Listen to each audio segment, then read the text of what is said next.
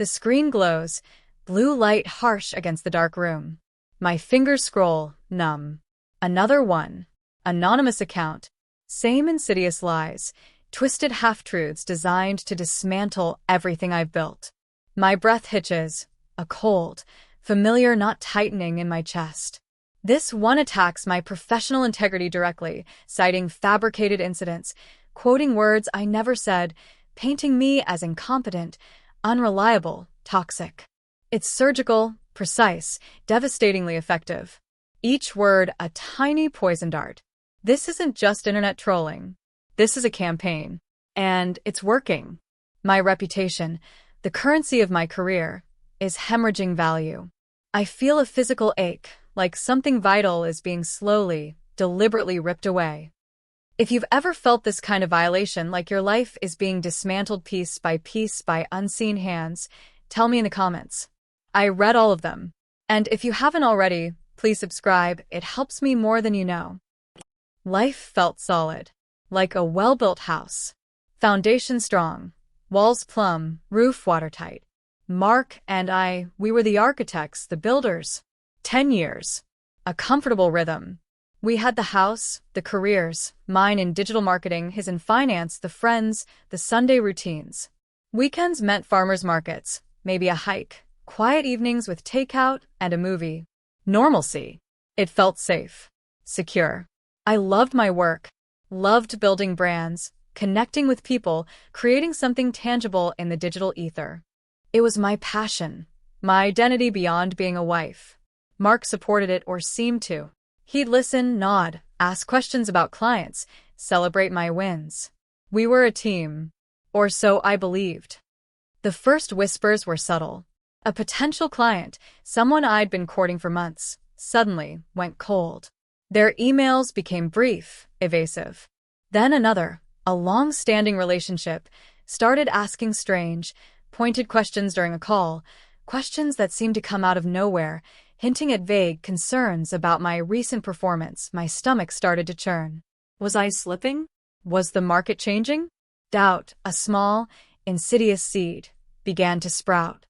Then came the online comments. Scattered at first. On industry forums, under articles I'd contributed to, on social media platforms where I had a professional presence. Anonymous handles. Throwaway accounts. Criticisms of my work. Veiled accusations of unethical practices, passive-aggressive remarks questioning my expertise. They were easy enough to dismiss individually. Internet is full of trolls, I told myself. Mark agreed. He'd roll his eyes, say, "Don't let it get to you, babe. Haters gonna hate." His dismissiveness felt like support then. Like he was shielding me from the ugliness. But they didn't stop. They multiplied. And they started to get more specific. Referencing projects only someone close to me would know about. Twisting details, taking conversations out of context. The anxiety became a constant hum beneath my skin. Sleep grew elusive. I'd lie awake, scrolling through the comments on my phone, my heart pounding, trying to decipher the anonymous cruelty. Who hated me this much? Who had the time, the energy, the sheer malice to wage this kind of war? I tried fighting back. I'd respond to comments, calmly refuting the claims with facts. It was like trying to swat flies in a hurricane.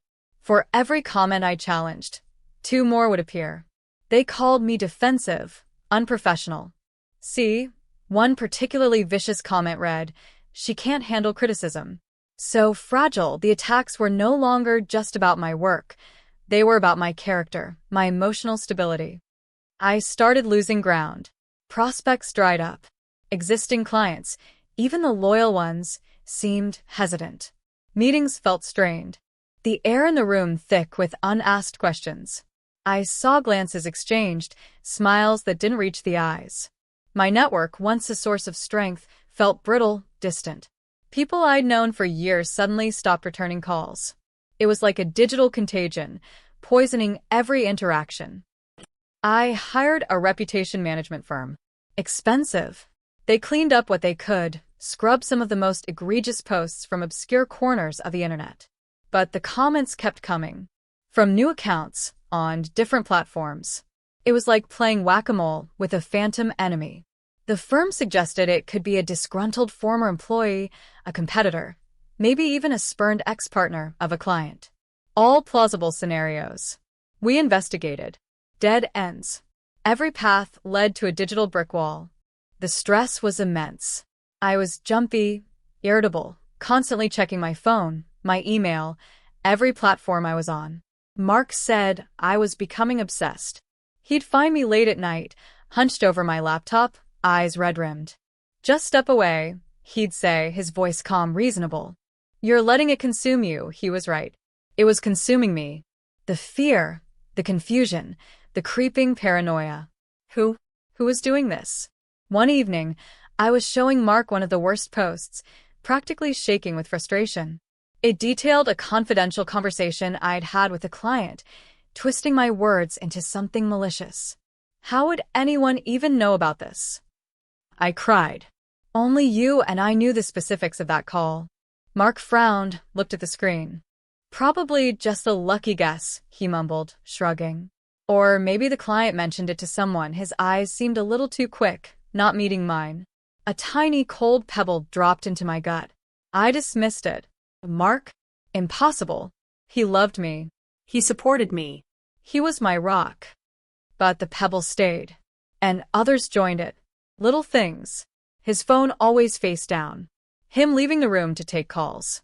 His unusual interest in my online activity, asking pointed questions about who I'd talked to or what I'd posted, phrased as concern, but feeling probing. My brain, frayed by stress, started making connections I didn't want to make. The timing of the attacks. The specific information used. The way he always seemed to know exactly what new comment had appeared, even before I mentioned it. The turning point wasn't a single dramatic revelation. It was a slow, horrifying dawn. A process of piecing together fragments of suspicion, like finding shards of glass that form a terrible picture. It began with a technical detail. The reputation firm had mentioned that some of the earliest, most virulent attacks seemed to originate from a small cluster of IP addresses, masked but not perfectly. They couldn't trace the masked IP, but they had the rough geographic location. Our town. And then a pattern in the timing. Posts often appeared when Mark was supposedly working late, or when he was home, alone, while I was out. Then I found it. Not definitive proof yet, but enough to curdle my blood. Tucked away in a file on his computer, buried deep in a folder I only found by accident while searching for a shared document, was a draft. A draft of one of the most damaging anonymous posts. Almost word for word the same. My hands trembled so violently I could barely close the laptop. It was like looking into the face of a stranger wearing my husband's skin. He came home, whistling, bringing pizza. Sat across from me at the kitchen table, talking about his day. Normal. Utterly, horrifyingly normal. And I sat there, pretending to eat, a cold, silent storm raging inside me. The man I'd built my life with, the man who'd sworn to love and protect me, was systematically destroying me. He wasn't just letting the storm rage, he was the one unleashing it. The betrayal was a physical blow, leaving me breathless, hollowed out. In that moment, the fear didn't disappear, but something else rose to meet it. A cold, clear rage. A determination so fierce it felt like ice water in my veins. He wanted to destroy me? To leave me with nothing? To poison my professional life and break my spirit? Not just no. Hell no. He underestimated me. He saw me as a problem to be eliminated, a stepping stone to whatever new future he was planning. He saw me as a victim. He was about to find out that I was a force of nature. The plan formed in the quiet, dark hours. I couldn't confront him. He would lie, gaslight, delete everything, probably escalate the attacks tenfold. I needed undeniable proof. Legal proof. I needed to turn the tables, not just survive, but win. Win back my life, my reputation, and make sure he paid a price. I started gathering evidence. Methodically. Silently. Copying files from his computer when he was asleep or out. Logging his online activity, noting the times and places of the anonymous posts. Downloading everything I could find, screenshots of his drafts, logs, anything that linked him to the attacks. It felt dirty, like spying, but the alternative was letting him ruin me completely. The woman I saw in the mirror was gaunt, haunted, but her eyes held a new, steel-hard resolve. I found the lawyer through a trusted contact in my industry, someone who had weathered a similar professional storm. Sarah. Sharp, no nonsense, with eyes that had seen everything. I laid it all out, the attacks, the lost business, the suspicion, the draft I'd found. She listened patiently, her face unreadable. When I finished, she leaned forward. "It's ugly," she said, her voice low. "But we can fight this. We go for defamation. And given the circumstances, we go for divorce. And we make sure he pays for the damage." The legal process was a battlefield. Paper bombs exploding everywhere. Filings, motions, demands for discovery. And through it all, the attacks online continued, less frequent now. Maybe because he sensed the shift, but still there, like lingering poison in the air. Mark maintained a facade of shocked innocence. When I finally told him I knew, presenting him with some of the evidence I'd gathered, he exploded. Not with guilt, but with fury. Accusations of paranoia, of hacking his computer, of being crazy. He denied everything, his face a mask of righteous indignation. It was a chilling performance. He moved out. The house, our home, became a contested zone. Every object, every memory felt tainted. The legal bills mounted. The stress was back, but different now. Less fear, more cold determination. It wasn't just my reputation anymore. It was about justice. It was about reclaiming my life from a man who had tried to erase me. The defamation case was complex. Hard to definitively link anonymous accounts. His lawyers were good, finding technical loopholes, arguing lack of proof. The divorce proceedings ran parallel, tangled up with the defamation claims. He fought dirty, revealing personal information in court documents, trying to paint me as unstable, vindictive. It was a reflection of his online tactics, just in a different arena. The deepening crisis hit when a major client, citing the ongoing controversy, finally pulled their contract. It was a massive blow, financially and emotionally. It felt like he was winning, even now, his toxic reach extending into the courtroom and beyond. My savings were dwindling. My resolve wavered. What if I lost? What if he got away with it? What if he left me professionally ruined and financially precarious? The house felt less like a goal and more like an impossible dream. But Sarah pushed me. "We need more," she said. Something undeniable. Something that ties him directly to the source, not just drafts. An IP address. A login history. Something his lawyers can't wriggle out of. I went back to the digital breadcrumbs, remembering the reputation firm's initial findings. Remembering Mark's behavior. I focused on the earliest attacks, the ones that were less sophisticated, before he got careful. I hired a digital forensic expert, someone even better than the firm, recommended by Sarah. He dug deeper. Much deeper. It took weeks. Sleepless nights for me, poring over potential clues, cross-referencing timestamps, revisiting every suspicious moment. And for the expert, tracing signals through layers of masking, following trails that were designed to disappear. Then, the call.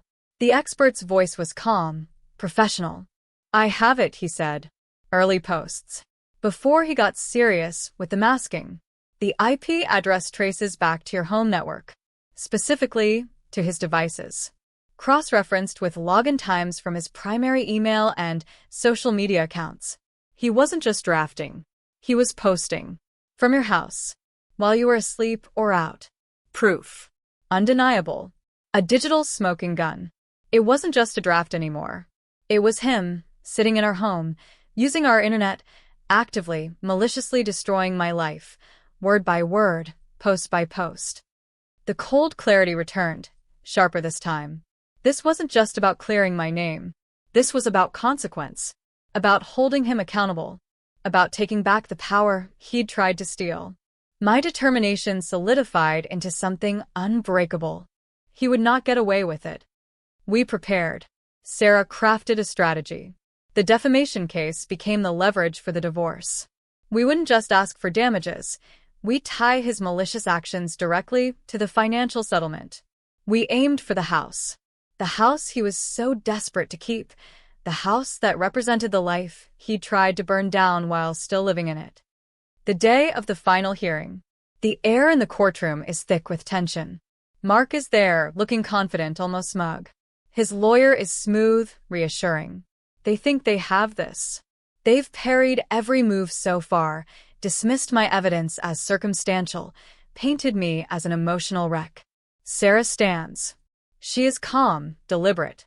She presents the digital forensic expert's report, walks the judge through the findings, the IP addresses, the timestamps, the cross-referencing with his personal device usage, the undeniable link between the anonymous accounts and Mark, posting from our home network. She shows the screenshots, the early posts, the ones he thought were untraceable. She shows the later ones, the more sophisticated attacks, and the pattern connecting them to the early ones. She lays out the timeline of the attacks alongside the timeline of lost clients, lost income, the documented damage to my reputation. His lawyer objects, tries to discredit the expert, argues hacking. But the expert is solid, his testimony airtight. The proof is irrefutable. It's not just a draft. It's the act itself. It's him. Then, Sarah drops the bomb. She connects his actions directly to the requested settlement. Argues that his malicious conduct, his deliberate destruction of my livelihood, warrants significant financial compensation, far beyond standard divorce terms. She argues that his attempt to render me destitute was a direct assault on my future security. And she argues that the value of the house, their most significant joint asset, should be awarded to me as partial restitution for the damage he inflicted and the security he tried to take away. Mark's face changes. The smugness drains away, replaced by disbelief, then horror. He hadn't anticipated this. He thought he could deny the online stuff, maybe settle for a small amount if things got sticky, and still walk away with half the assets, keeping the house he loved so much. He thought the online attacks were separate, untraceable, just a nasty way to soften me up for the divorce, or punish me for leaving. He never imagined they would become the weapon used against him, costing him everything he valued. He starts muttering, shaking his head. His lawyer tries to quiet him, whispering urgently. But he won't stop. The judge is speaking, reading the decision, citing the irrefutable evidence of deliberate defamation, the calculated attempt to ruin a professional career, acknowledging the financial and emotional damage inflicted. And then, therefore, the judge says, voice clear, the court finds in favor of the petitioner. Given the egregious nature of the respondent's actions, the court deems it appropriate to award the petitioner sole ownership of the marital property located at. The judge names the address. Our address. The house. Mark screams. A guttural, raw sound that echoes through the silent courtroom. It's not the scream of a man accused, but the scream of a man blindsided, a man who just watched his carefully constructed plan implode, who just lost the very thing he was fighting hardest to keep, taken from him as a direct consequence of the poison he spread. He is on his feet, yelling something incoherent, his face red, contorted. His lawyer is pulling at his arm, trying to force him back down. But his scream, that scream, is everything. It's the sound of his undoing. The sound of the trap snapping shut. The sound of karma delivered not by fate, but by my hand, using his own weapons against him. He tried to leave me homeless, professionally exiled.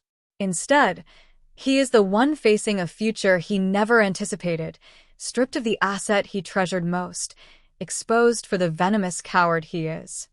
I don't feel triumph, not exactly. Not pure joy. It's colder than that. A deep, bone-weary satisfaction. A sense of balance restored, however brutally. The house is mine. The place where he plotted my destruction is now the foundation of my rebuilding. Leaving the courtroom is a blur. Sarah is there, her hand on my arm, a rare smile on her face. I don't look back at Mark, still railing against the guards who are now escorting him out. His screaming fades as the doors close behind me. The silence outside feels vast. The sunlight is too bright. I take a deep breath. It doesn't feel like winning the lottery. It feels like surviving a war. Like standing in the rubble of your old life, bruised and scarred, but undeniably alive. The house feels different now. It's no longer tainted by his presence, by the knowledge of what he did within its walls. It's quiet, empty, in a way that is peaceful, not lonely. Every room I walk into feels like reclaimed territory. His things are gone. Mine remain. They feel heavier, more permanent. This space is mine, earned through fire. My reputation isn't instantly restored. That takes time. Work. Proof that the attacks were lies orchestrated by a malicious source. But the court judgment helps. It's official validation. The industry starts to shift. The cold shoulders warm slightly. A few brave souls reach out, offering support, expressing regret for their distance. I take it slowly. Trust is a fragile thing, once broken. The house is too big for just me, maybe. But it's a symbol. A monument to resilience. A stark reminder of what I survived and how I fought back. I can sell it, downsize, start fresh somewhere else. Or I can stay, make it truly my own, fill it with new life, new energy. For now, I just live in it. Walk its floors. Tend its garden. Feel the solidity of its walls. It's not just a house. It's my anchor. My victory. The physical manifestation of the life he tried to steal and I took back, claiming even more than he intended to leave me with. He screamed because he lost the house. I got the house, yes, but I also got something bigger. My freedom, my future, and the quiet, unshakable knowledge that I stared into the abyss he created and walked out, carrying the very prize he wanted to deny me. If you've ever had to fight for your life, for your sanity, for what is rightfully yours, you know this feeling. It's not a clean win. It's messy and it leaves scars. But it's yours. Drop a comment with where you're listening from and what time it is. Thanks for being here. Subscribing helps bring more of these to life.